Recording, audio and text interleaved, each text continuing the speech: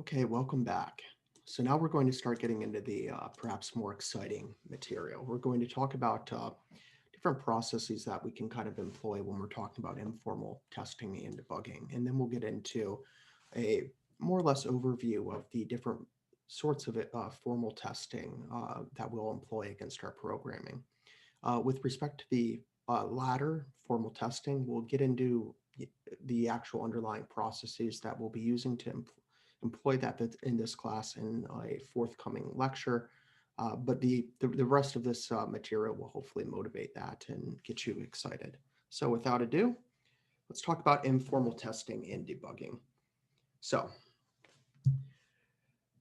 carefully follow the program through the specified sequence of steps is one way to informally kind of go through your program and verify that your algorithms are in fact functioning in the manner in which you're expecting them to.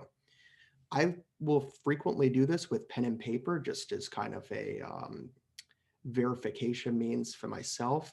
At this point, I believe you've been introduced to GDB, the debugging software, which essentially allows you to do the similar thing that you would with pen and paper, but using a software tool to actually go through those motions.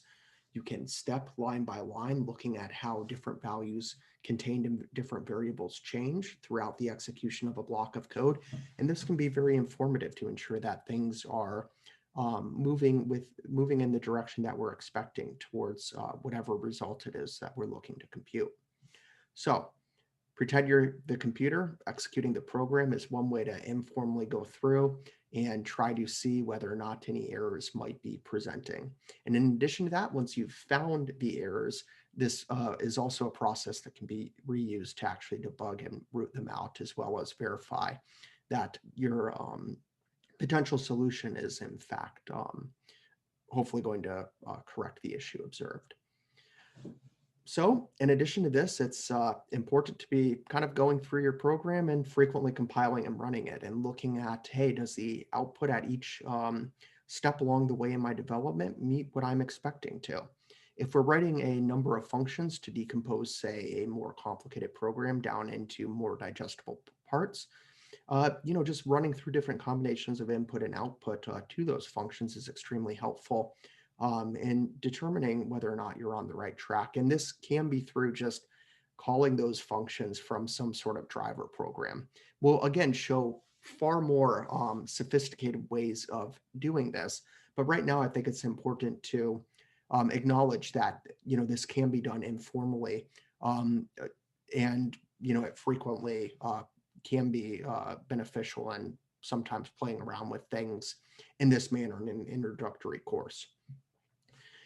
If the output from your program isn't sufficient for you to kind of informally test and debug a sequence of steps or the program as a whole, it can also be helpful to add a few debug statements here and there that essentially print out to standard output different, or in this case, standard error, different values and how they're changing as we go through. Again, all of this can essentially be done stepping through the program stepping through your application using a program or tool such as GDB, where you can essentially go through your program, executing each line by each line and printing out the contents of those variables at each step along the way. So I might avoid kind of polluting my application with these potentially unnecessary output statements when we have the ability to essentially do the same process with the debugger. So the other thing to keep in mind is see what the program's outputting. Don't rely on kind of your intuition and go based off of what you're expecting it to compute or output for that matter. See what's actually happening. Don't base anything off your assumptions.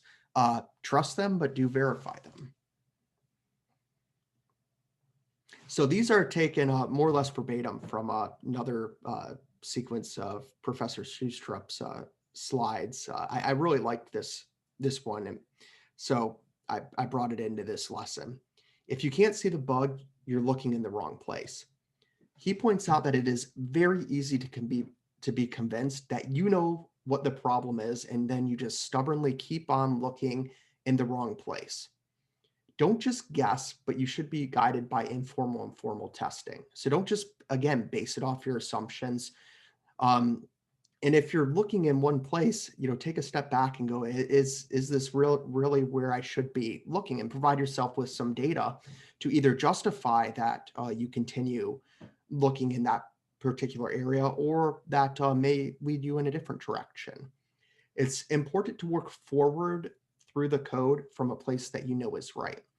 What we're going to see here, and what we're going to really encourage moving forward, is incremental development. So develop a little, test it, ensure that it is functioning before you move on. And we'll do this both formally and informally.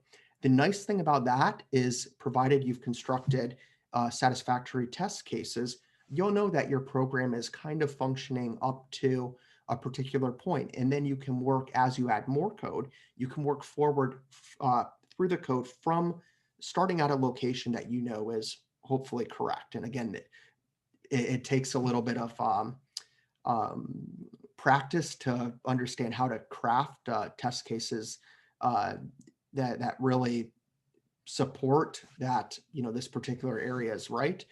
Getting full coverage is very difficult, and in most cases it's not expected, but it should be almost there, and you should be able to, with good conscience, move forward from a part that is fairly confident you're correct there. Now, let's say you continue going through this process and you encounter some bad output. Well, in this case, you know that in order to be presented with bad output, the computation of those values must have happened before we arrived at that line. So in this case, it's important to begin working backwards from some code that alerts you to the fact that there could be something potentially wrong occurring at that point. Once you've found the bug, you need to carefully consider if fixing it solves the whole problem.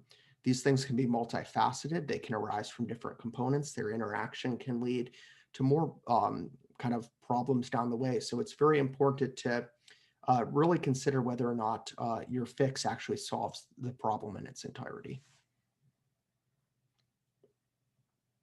So informal testing and debugging is fundamentally difficult and messy. We'll see here that the formal ways provide a lot nicer, I guess, systematic process to go about the actual testing. And then the debugging is, always going to some extent require us to really go through and isolate what might the problem could be. And GDB is a common way to figure out and debug and diagnose different regions of your code. So I like this statement. There is basically just one way things can work right, but there are many ways things can go wrong. So it is, going to be a difficult process to consider all the potential pathways that could lead to, say, a wrong computation and wrong output. So this part here is taken directly from one of Strustrup's slides. The more people that use a program, the better your processes must be. So with respect to informal, formal testing, and debugging. If you break your own code for this, class, you're submitting an MP, it's kind of your own problem to debug. And, I say that in the nicest way possible. It's, will take some time, but the only person who's really affected by that is yourself.